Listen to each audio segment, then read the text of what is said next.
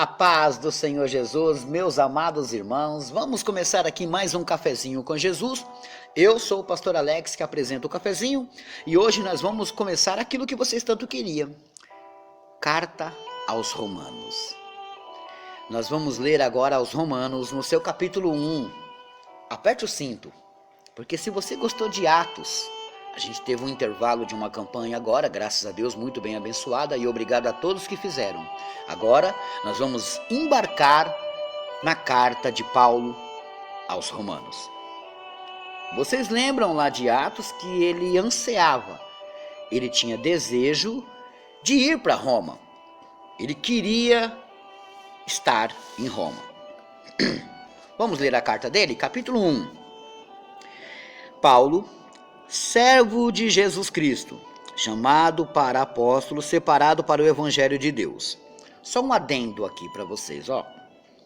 Nunca existiu aquela história que nos ensinaram na igreja que Saulo se tornou Paulo. Não, nunca existiu. Sempre ele foi a mesma pessoa, tá entendendo? Só mudava por questão de lugares que ele estava. Mas não houve essa transformação de que ele caiu, que eu já até desmenti que ele não caiu de cavalo nenhum, né? Mas de que ele caiu de um cavalo e a partir daquele momento ele se tornou Paulo. Não tem nada a ver, tá? Vamos lá, verso 2. O qual antes havia prometido pelos seus profetas nas santas escrituras, acerca de seu filho, que nasceu da descendência de Davi, segundo a carne, declarado filho de Deus em poder. Ele está falando de Jesus Cristo. Segundo o Espírito de santificação pela ressurreição dos mortos, Jesus Cristo, nosso Senhor, pelo qual recebemos a graça e o apostolado, para a obediência da fé entre todas as gentes pelo seu nome. Verso 6.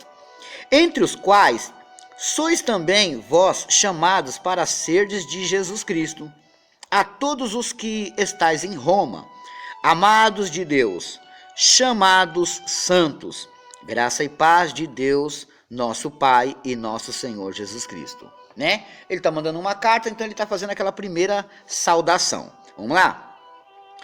Primeiramente dou graças ao meu Deus. Repara, gente, a gente está lendo uma carta histórica. Isso aqui tem muito valor, tá? Isso aqui tem muito valor.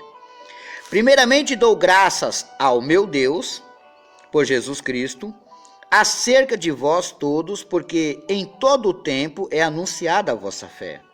Porque Deus, a quem sirvo em meu espírito no evangelho de seu Filho, me é testemunha de como incessantemente faço menção de vós, pedindo sempre em minhas orações que, em algum tempo, pela vontade de Deus, se me ofereça boa ocasião de ir ter convosco. Tá vendo? Ele está mandando uma carta para a igreja lá de Roma.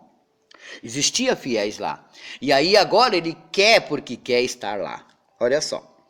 Porque desejo ver-vos, para vos comunicar algum dom espiritual, a fim de que sejais confortados. Isto é, para que, juntamente convosco, eu seja consolado pela fé mútua, assim vossa como a minha. Verso 13.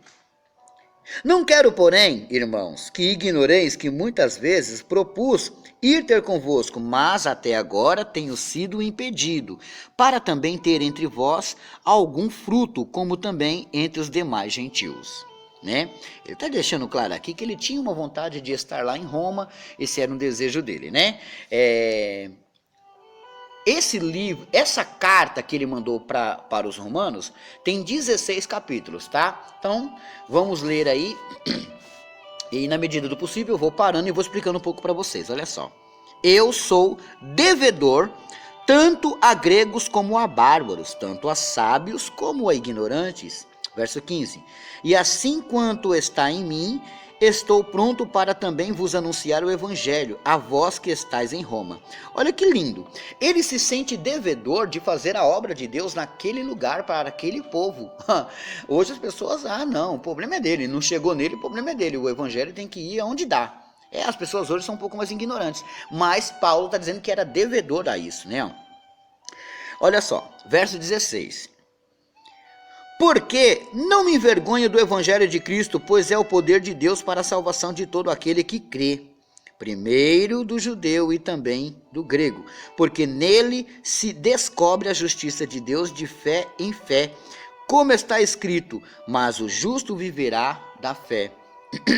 Agora, ele traz uma clareza, né, de algumas coisas antigas que ele já tinha estudado. E agora ele diz que o justo viverá da fé, né? Então, a gente sabe, meus irmãos, que não dependemos da força humana, mas dependemos da fé, porque cremos em Deus, vivemos da fé. Lembra quando Jesus falou, nem só de pão viverá o homem, mas de toda palavra que sai da boca de Deus? Se você crê na palavra que sai da boca de Deus, você vive da fé. Compreendeu essa parte? Verso 18.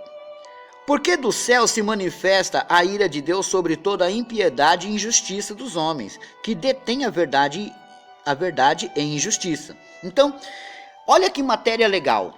Quem é que detém a verdade e injustiça? O próprio homem. Porque ele dá lugar ao diabo. Não é o diabo que atrapalha eles. Não, é eles que dão a oportunidade do diabo se aproximar.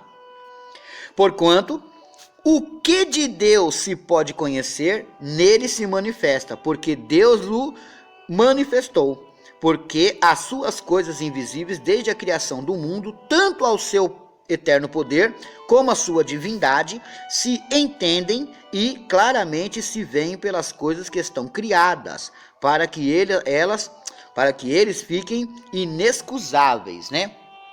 Ele está deixando claro aqui a manifestação de Deus nas coisas criadas, né? Não há explicação quem é que fez toda essa magnitude, né? A não ser o próprio Deus. Não foi o homem, não foi um Big Bang, não. Isso aqui, quem fez foi Deus. Porquanto, tendo conhecido a Deus, não o glorificaram como Deus, nem lhe deram graças. Antes, em seus discursos se desvaneceram e o seu coração insensato se obscureceu. Dizendo-se sábios, tornaram-se loucos. Olha que forte, gente. Quer postar alguma coisa? Posta essas coisas, meus irmãos. Não precisa pôr o nome de cafezinho, não. Põe lá essas coisas da Bíblia, olha que bonito. Verso 23. E mudaram a glória de Deus incorruptível em semelhança da imagem de homem corruptível, e de aves, e de quadrúpedes, e de répteis, pelo que também Deus os entregou às concupiscências de seus corações, à imundícia, para desonrarem seus corpos entre si, né? Deus acabou permitindo que eles fizessem aquilo. Por quê? Porque eles procuraram tanto, até que Deus acabou permitindo. Verso 25. Pois mudaram a verdade de Deus em mentira. Ó, não quero dar nome aos bois, mas tem muita gente aí, ó, carregando Bíblia, que está fazendo esse papel aqui, ó. Não quero nem falar de quem está lá fora, quero falar de quem está aqui dentro, ó. Mudaram a verdade de Deus em mentira. Gente, eu estou quase separando isso aqui para fazer uns cafezinhos futuramente. Não vou fazer não. E honraram e serviram mais a criatura do que o Criador, que é bendito eternamente, amém. Pelo que Deus os abandonou às paixões infames, porque até as suas mulheres mudaram o uso natural, no contrário à natureza. Qual era a natureza da mulher? Se casar-se com um homem. E se ela mudou essa natureza, ela estava se casando com o quê? Com uma mulher. Amamos todas as pessoas que têm esse tipo de sentimento. Não podemos amar as suas práticas. Deu para entender? Então agora começa Paulo a trazer e tocar na ferida. Ele começa a colocar o dedo dentro da ferida. Por quê? Porque as pessoas tinham o costume de fazer o que queriam.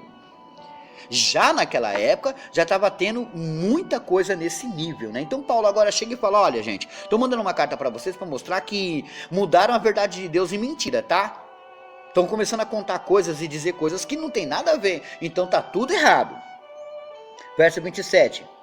E semelhantemente também os varões, deixando o seu uso natural da mulher, se inflamaram em sua sensualidade, uns para com os outros, varão com varão, cometendo torpeza. Qual é o nome disso? Torpeza. Eles estão pecando, homem com homem. Primeiro falou da mulher, mulher com mulher, e agora homem com homem. E recebendo em si mesmos a recompensa que convinha ao seu erro. Quer dizer, ali já está a sua própria condenação, porque é proibido. Deus fez Adão e Eva.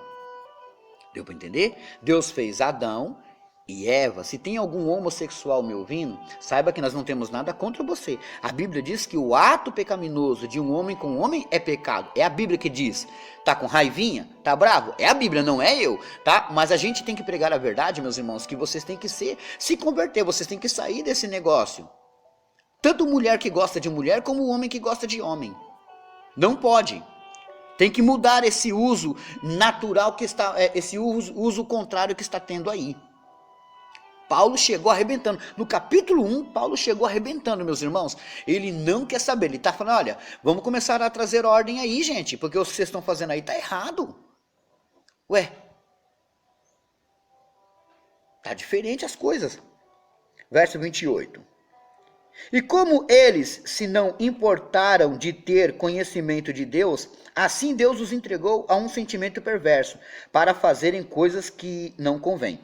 Estando cheios de toda a iniquidade, prostituição, malícia, avareza, maldade, cheios de inveja, homicídio, contenda, engano, malignidade, sendo murmuradores, detratores, aborrecedores de Deus, injuriadores, soberbos, presunçosos, inventores de males, olha que forte, inventores de males, desobedientes a pais e mães, nécios. O que é nécio, pastor? Alguém que não tem conhecimento, né? Nécios, infiéis nos contratos, sem afeição natural, irreconhecíveis, sem misericórdia, os quais, conhecendo a justiça de Deus, que são dignos de morte, os que tais coisas praticam, tudo que eu falei, a Bíblia está dizendo que são dignos de morte se continuarem nessa prática. Então precisam conhecer a verdade vos libertará.